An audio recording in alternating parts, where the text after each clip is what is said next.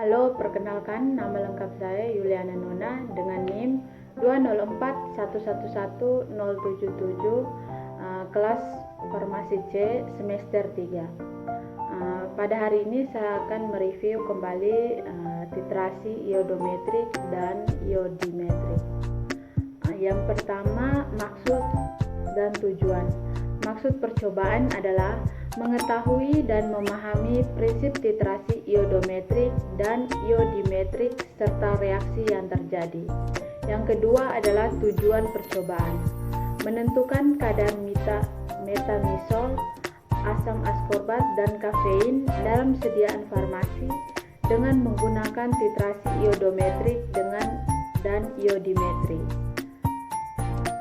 Yang kedua, prinsip percobaan. 1. Iodimetrik. Penetapan kadar metamizol dan asam askorbat dalam tablet berdasarkan prinsip reaksi reduksi oksidasi dengan menggunakan larutan baku iodi terstandarisasi sebagai titran dan larutan kanji sebagai indikator. Yang kedua, iodometrik.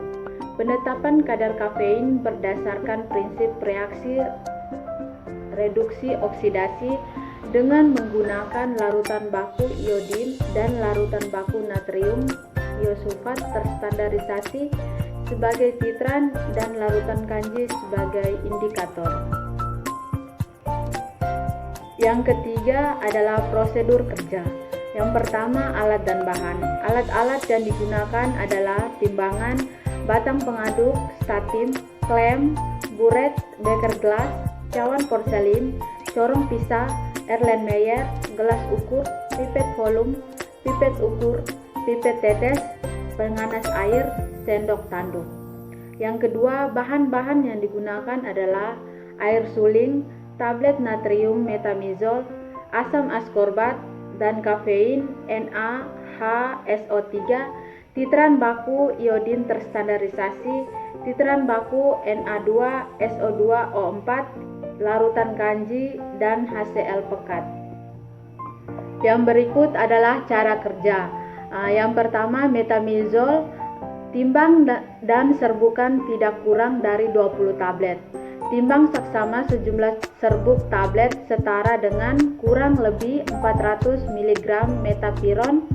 Masukkan ke dalam labu pentukur 50 ml, tambahkan 4 ml air dan dikocok. Kemudian saring melalui penyaring kaca ke dalam labu ukur 50 ml. Bilas labu dan penyaring 2 kali, tiap kali dengan 2 ml air. Yang berikut titrasi kumpulkan filtrat dan cairan bilasan dengan iodum 0,1 titran LF.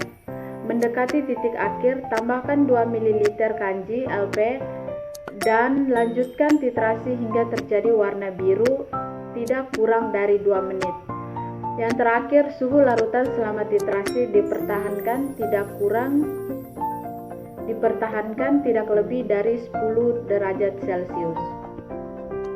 Yang kedua adalah asam askorbat. Cara kerja yang pertama, siapkan alat dan bahan.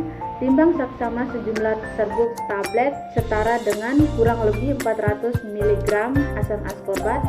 Kemudian larutkan dalam 100 ml air bebas CO2P dan 25 ml asam sulfat 10%. Kemudian titrasi dengan menggunakan larutan baku iodum 0,1 N dengan menggunakan indikator kanji P. Setelah itu, tiap mililiter iodum 0,1 N setara dengan 8,806 mg. Yang berikut adalah kafein. Cara kerja, siapkan alat dan bahan. Timbang saksama sejumlah serbuk tablet setara dengan kurang lebih 5 gram kafein. Masukkan ke dalam labu Erlenmeyer 100 ml. Tambahkan 10 ml etanol P. Kocok 10 menit, lalu tambahkan 5 ml H2SO4 10% dan 20 ml larutan baku iodum 0,1 N. Lalu larutan tersebut dikocok lagi, lalu dibiarkan di suhu ruangan selama 10 menit hingga membentuk endapan merah kecoklatan. Saring endapan tersebut dengan menggunakan kertas Wetman nomor 42. Filtrasi yang didapatkan segera dititrasi dengan menggunakan larutan baku Na2SO2O3 0,1 N, warna kuning larutan hampir menghilang atau kuning pucat. Kemudian tambahkan beberapa tetes indikator kanji dan larutkan titrasi hingga berwarna biru, larutan akan menghilang. Setelah itu, lakukan secara triplo dengan hasil yang konsisten. Tiap mililiter iodin 0,1 setara dengan